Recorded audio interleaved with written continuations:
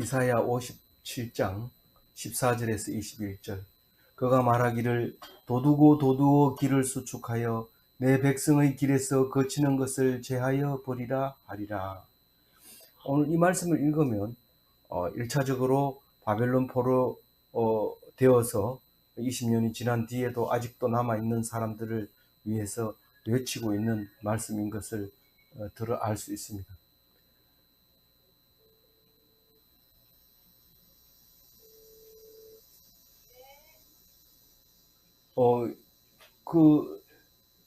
이게 그러니까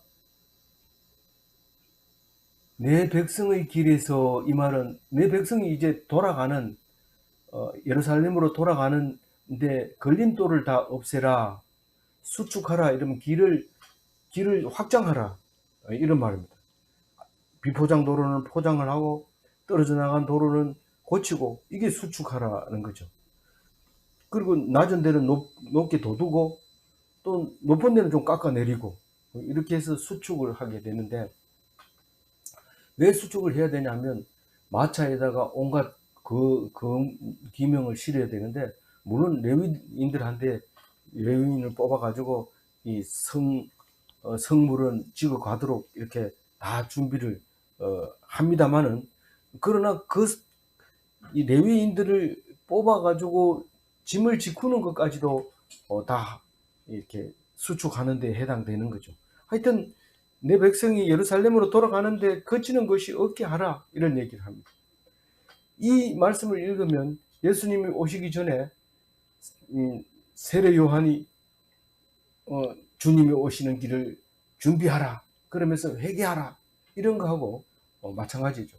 우리는 사실 말씀 들고 예수 천당 불신 지옥, 이 말은 그날이 오면 너희들 구원 받아라, 이런 얘기죠. 그러니까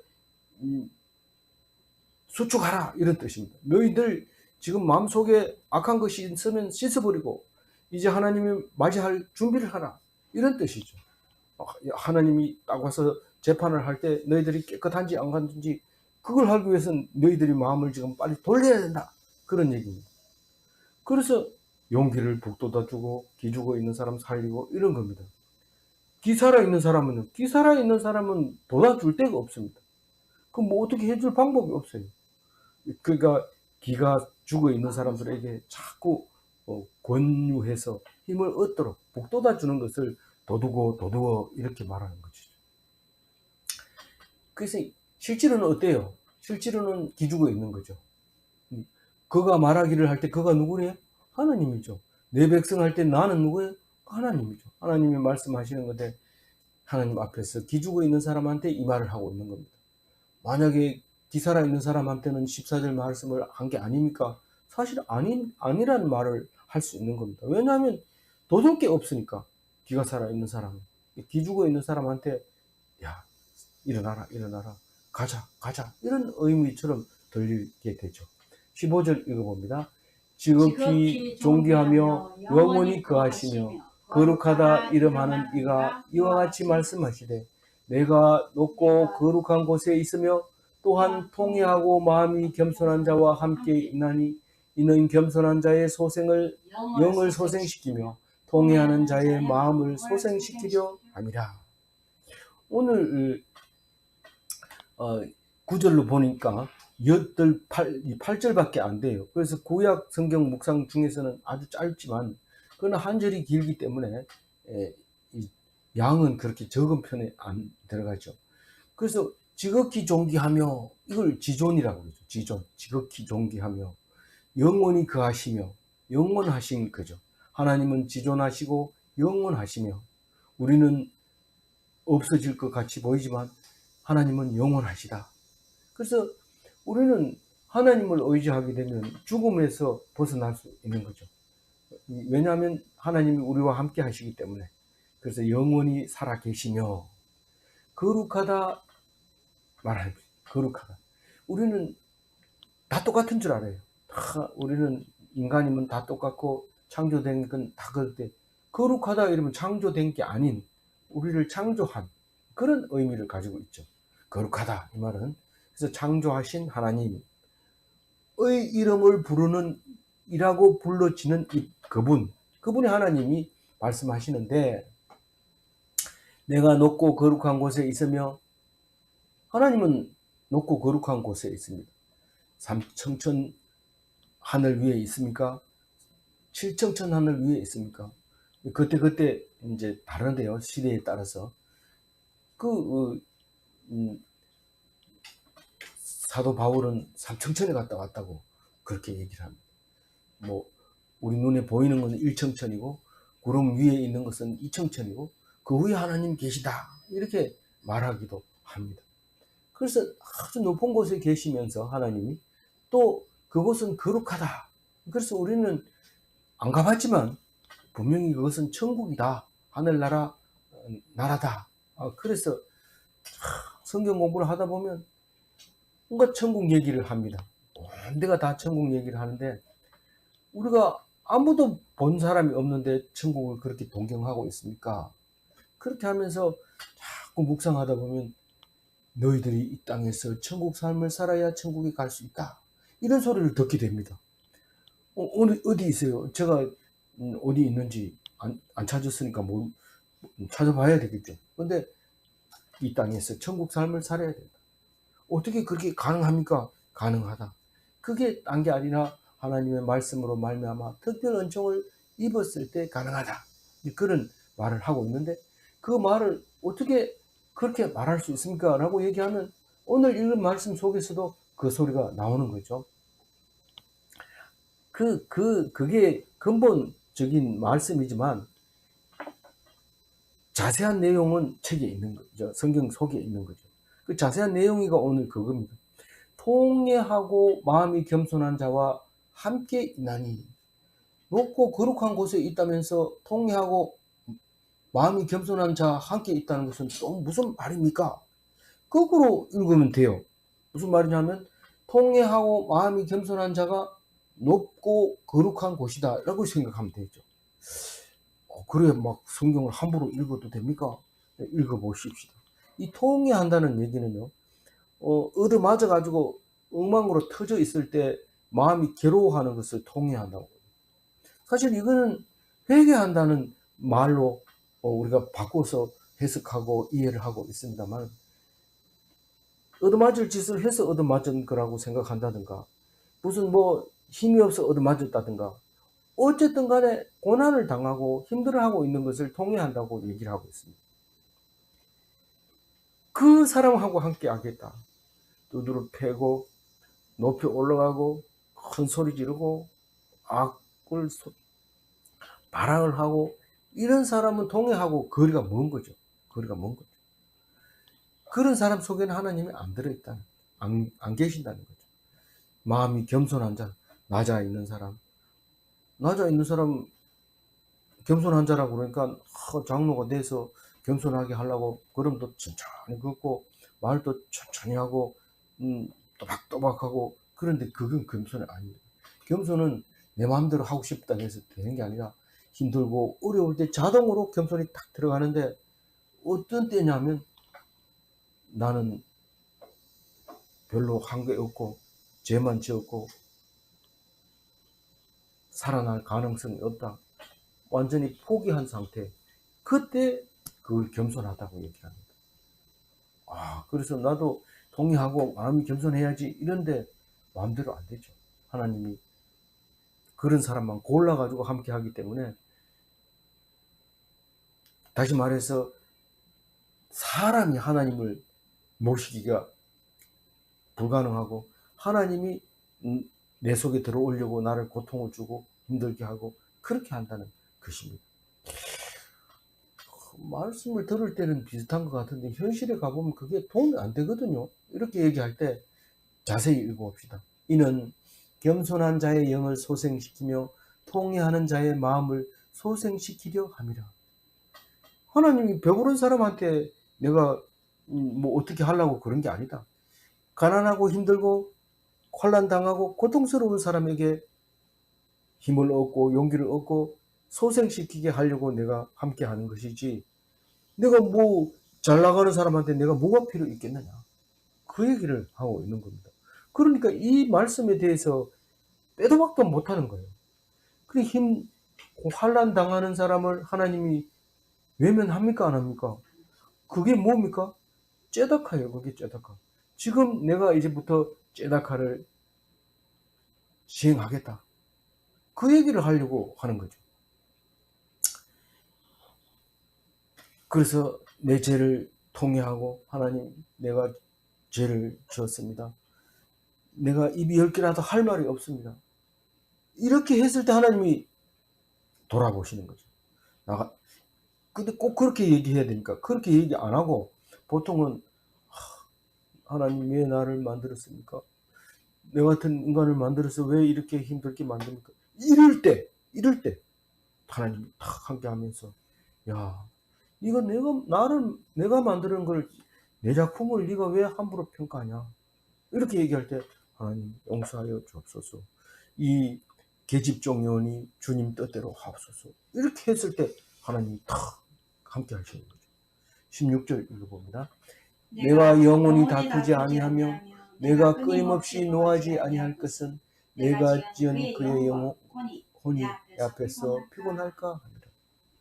이 하나님과 다투는 이야기는 머리바 반석에서 일어납니다. 민수기 20장 13절에 모세가 백성들이 불평불만하니까 화가 나서 반석을 쳤는데 그것은 하나님과 다투었다고 얘기를 합니다. 20장 13절 같이 읽어봅니다. 이스라엘 자손이 여호와와 다투었으므로 이를 머리바에 물이라 하느니라. 여호와께서 그들 중에서 그 거룩함을 나타내셨더라. 하나님은 다투었을 때 거룩함이 나타나고 거룩함이 나타났습니다. 그것은 우리는 하나님이 하시는 것은 얼마든지 능력을 낼 수 있는데 그것을 불평불만을 하도록 해서는 안 되겠다. 다투지 말게 해야 되겠다. 그렇게 생각하는 그 이유는 광야 40년 살면서 하나님을 이해하지 못하니까 굉장히 힘들었어요. 소를 잡아도 안 되고 양을 잡아도 안 되고 배가 고프고 먹을 게 없고 그래서 늘 불평불만을 했는데 조금만 하나님을 떠나서 내버려 두면 하나님께 대들고 그랬던 것이죠. 그게 하도 믿음이 없어가지고 그렇게 하니까 결국은 모세가 백성들을 내가 너희들을 위해서 물을 내랴 이러면서 한 번만 쳐도 되는데 화가 나가지고 두 번, 세 번 치는 바람에 모세는 약속의 땅 가나안으로 못 들어가는 그런 일을 겪게 되는 거죠. 근데 이제부터는 그런 게 없다는 거예요. 왜 그러냐면 우리는 말씀 속에서 언제나 좋은 것, 제일 좋은 것을 주기 때문에 싸울 필요가 없어요. 하나님은 대들면 이제 가만 놔둡니다. 머리바 물 이거 필요 없습니다. 항상 공급해 주는 거죠. 17절 읽어봅니다. 그가 탐심의 죄악으로 말미암아 내가 노하여 그를 쳤으며 또 내 얼굴을 가리고 노하였으나 그가 아직도 배역하여 자기 마음의 길로 걸어갔다. 우리가 이 말씀을 읽으면 바벨론 포로 가가지고 석방시켜 줬으면 이제는 내가 너를 거치고 이제는 하나님께 가까이 오라 이렇게 얘기하는데 그런데도 불구하고 우리는 여전히 자기 길로 자기 마음대로 그냥 막 갑니다. 포로가 기간이 끝났다 이러면 빨리 성경책을 들고 빠진 게 있으면 기록하고 책을 만들어서 여러 권 만들고 사본을 만들어서 막 나눠주면서 그러면서 말씀을 전하고 그렇게 해야 되는데 여전히 야 하나님은 그런 게 아니야 이러면서 자기 나름대로 생각하는 거예요. 하나님에 대해서 자기 나름대로 생각하는 거는 자기 마음의 길이지 하나님 길은 성경 속에 있거든요. 하나님이 말씀 속에 있거든요. 그 말씀을 묵상하면서 합니다. 왜냐하면 성경은 하나님의 성령으로 말미암아 기록된 거기 때문에 모든 경우수를 다 그 속에 드러났습니다. 내 경우수는 그 속에 티끌만한 경우밖에 안 됩니다. 그러니까 그 하나님 말씀 읽으면 내가 부끄러워지는 거예요. 내가 이렇게 힘들게 살았는데 이걸 그냥 죽기가 아깝다. 그래서 많은 사람들이 내 살았는 것을 좀 알아봤으면 좋겠다. 이러고 자서전을 쓰지만 성경 딱 갖다 놓으면 그 한 절 말씀도 안 나올 정도로 보잘것없는 삶이라는 것을 알게 되죠. 그래서 우리는 자서전도 필요 없고 연구 실적도 필요 없고 다 버리고 말씀만 붙잡잖아요. 그게 그런데 말씀만 붙잡아야 되는데 말씀을 안 붙잡고 사람을 많이 모으고 교회를 부흥시키고 큰 교회를 짓고 막 이렇게 한다면 그건 또 자기 마음의 길일 수 있습니다. 말씀만 하나님의 길이죠. 왜 그랬냐면 거기에는 탐심이 없거든요. 성경을 읽으면 탐심이 없어요. 죄악이 그 속에 없어요. 그래서 그게 하나님께서 노하신 이유에 대해서 기록이 되어 있기 때문에 다시는 노하지 않습니다. 머리바 반석이 없습니다. 그 속에는. 왜냐하면 한 번이면 되니까요. 한 번이면 머리바 반석으로 나하고 싸운 거 그게 마지막이고 이제는 다시는 그것 때문에 먹는 것 때문에 물 때문에 40년 헤매고 우리가 뭐냐 당신 따라왔는데 뭐냐 이렇게 말할 사람이 아무도 없게 만들어버린 거예요. 그래서 사실은 바빌론 포로는 내가 얼굴을 가렸고 가리는 것은 우리가 화나면 막 두드러 깨고 막 엎어버리고 막 소리 지르고 이런데 하나님은 그냥 얼굴만 딱 가립니다. 딱 가리면 바빌론 포로 끌려가 버리죠. 그런데 지금 내가 기간이 다 끝나고 석방시켜주고 돌아가라 하는데 자기 길로 가는 거예요. 자기 나름대로 생각하는 거예요. 그래서 누가 그렇다고요? 이스라엘 백성이 그랬다고요? 내가 그래요. 내가 아직도 여전히 이스라엘인 나를 내가 하나님 앞에 돌아오지 않고 내 나름대로 생각하지.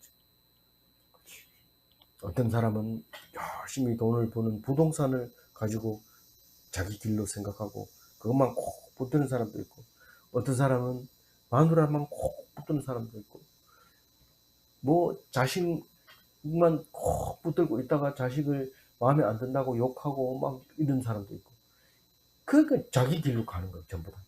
근데 그게 폐역이죠. 그게 폐역. 아직도 폐역하여 자기 마음대로 마음의 길로 걸어가도다. 가슴 아픈 일이죠. 그래서 오직 말씀만 붙들어야 되는데 18절에 이제는 합니다. 읽어봅니다. 내가 그의 길을 보았은즉 그를 고쳐 줄 것이라. 그를 인도하며 그를 슬퍼하는 자들에게 위로를 다시 얻게 하리라. 18절은 이제 설교 마치고 이제는 축도하는 것처럼 이제는 결론을 내려주는 거죠. 회복시켜주겠다. 불쌍한 이스라엘을 위로하겠다. 제다카를 행하겠다. 그 말인데 고집센 어린 양이 가는 길을 보았어요. 목자가 어린 양이 고집을 피우고 다른 데로 삐딱삐딱 가는, 왜 삐딱삐딱 가요? 목자라는 게 양이 별로 좋아하지도 않는 풀을 먹으라 그러고 나는 안 따라갈래 이러면서 삐딱삐딱 하면서 딴 길로 가는 것을 보았어요. 내가 그 길을 보았은즉, 하나님이 이스라엘 백성이 가는 길을 보았은즉 이스라엘을 내가 고쳐주겠다. 맴매해주겠다. 아니 와봐, 내가 고쳐놔야지. 그냥 안 되겠다. 일어나두면 이놈이 어디 가서 죽겠다 이러고 때려주는 거예요. 근데 하나님은 때려준 건 이미 때려줬는데 어디서 맞고도 여전히 그대로 있기 때문에 이제 그 지팡이 고리를 갖다가 턱 목에 걸어가지고 잡아당기. 그를 인도하며, 이스라엘을 인도하며 그와 그를 슬퍼하는 자들에게, 이스라엘 백성에게 위로를 주고 이스라엘을 슬퍼하는 자들에게 위로를 주겠다. 이스라엘을 왜 위로를 줍니까? 삐딱거리고 갈 때 얼마나 속상하겠습니까? 나는 하나님도 없어. 나는 뭐 내 혼자밖에 없어.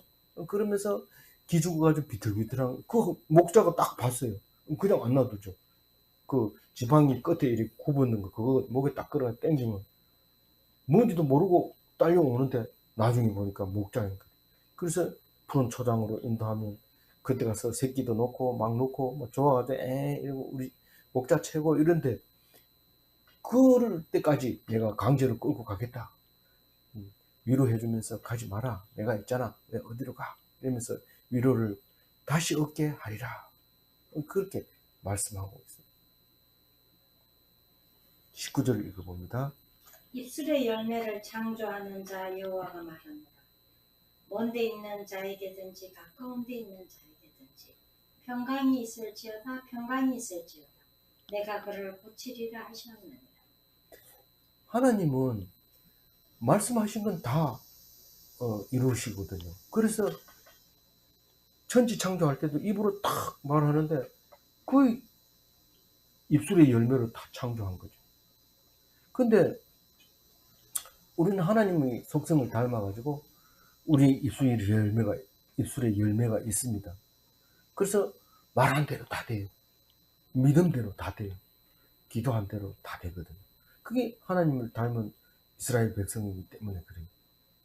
그래서 먼 데 있든지 가까운 데 있든지 하나님이 원근각지에 있는 이스라엘 보고 평안하라 이렇게 한 번만 얘기하는 게 아니라 평안하라 이렇게 두 번만 할까요? 계속하고 있죠. 그러면서 내가 하나님이 이스라엘을 고치리라. 고치면 뭘 고쳐? 그냥 놔두면 안 돼요.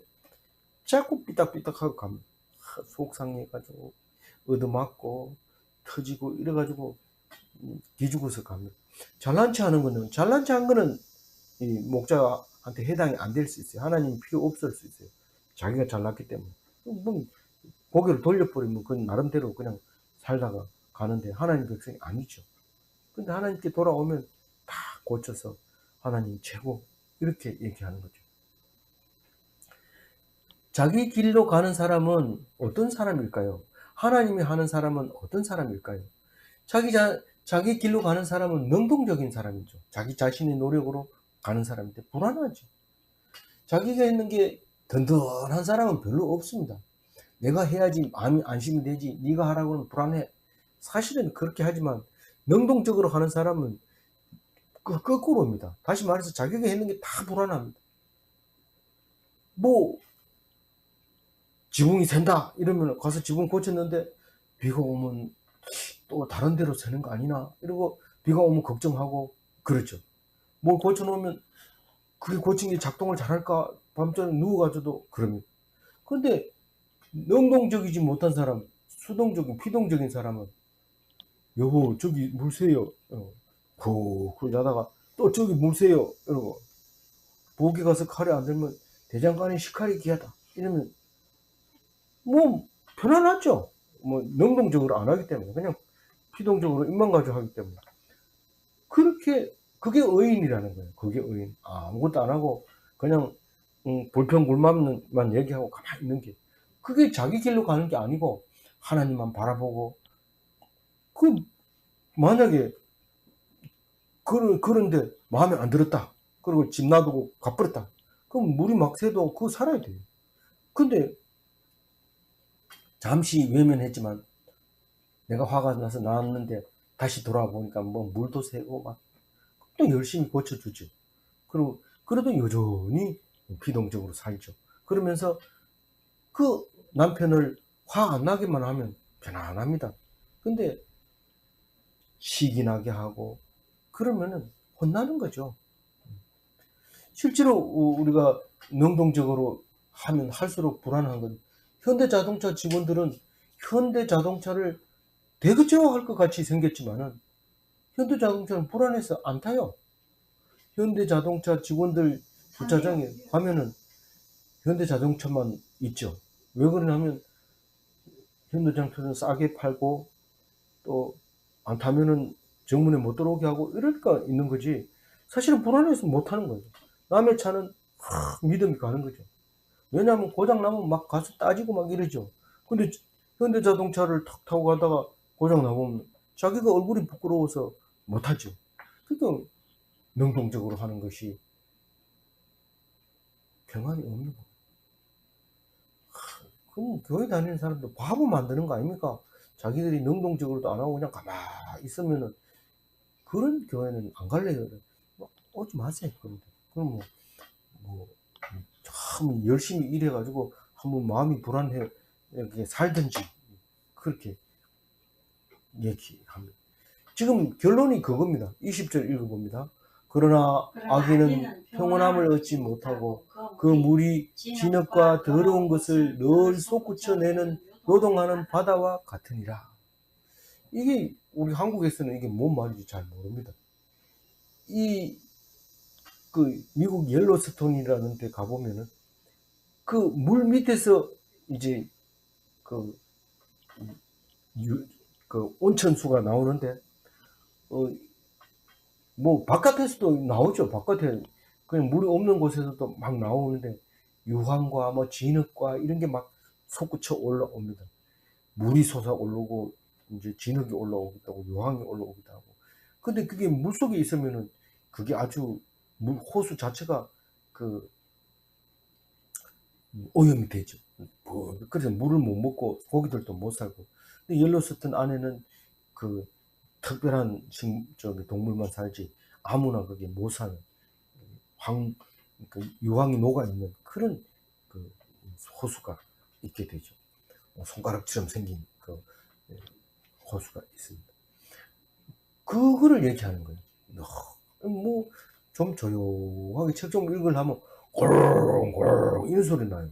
그 왜냐하면 그 밑에서 그 끓어오르는 그 진흙이 소리가 막 나기도 하고 또 있다 보면 막 물이 하늘로 막 치솟기도 하고 그리고 물을 이렇게 들여다보면 물 속에서 이렇게 기둥이 막 생겨 있는데 그게 이제 진흙이 나오면서 굳어가지고 그런 산처럼 물 속에 있는 그런 섬을 만들기도 하고 산을 만들기도 하고 그렇게 하는 걸 볼 수 있습니다.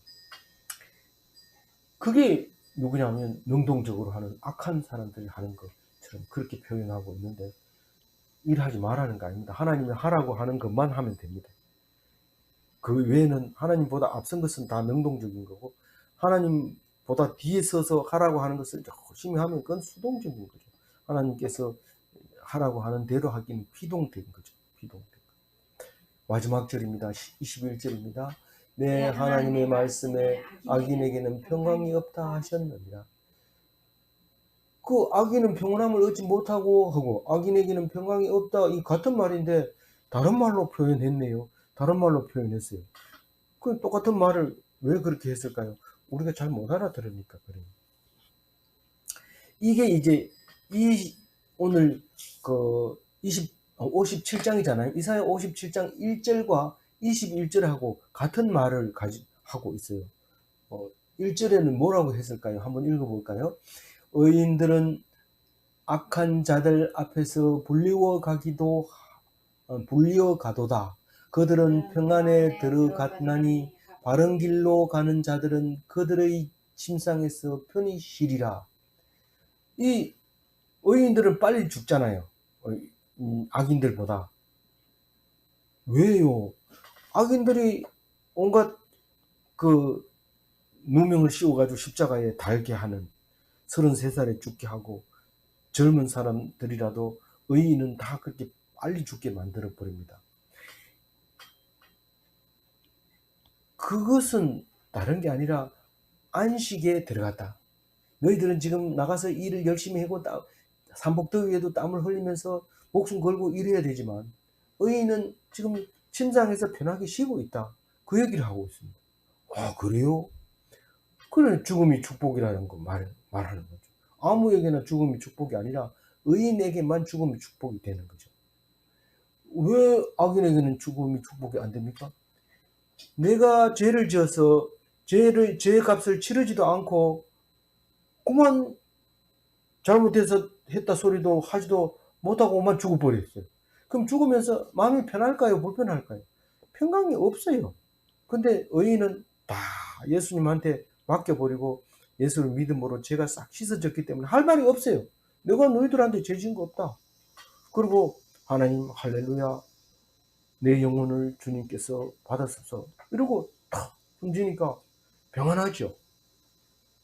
그러면 하나님이 네 믿음을 보시고 죽은 자들 가운데서 다시 살리시는 그런 일을 하시잖아요. 그걸 믿어야 되죠. 그걸 모르고 자꾸 발부둥칠 치고 살라 하다가 깨끗하게 죽어버리면 이게 뭐지? 나는 왜 열심히 했지? 이런 소리를 하게 됩니다. 오늘 마지막 절 가지고 우리가 한번, 마지막 절이 아니라 뭐죠? 15절이네요. 내가 높고 거룩한 곳에 있으며 또한 통회하고 마음이 겸손한 자와 함께 있나니.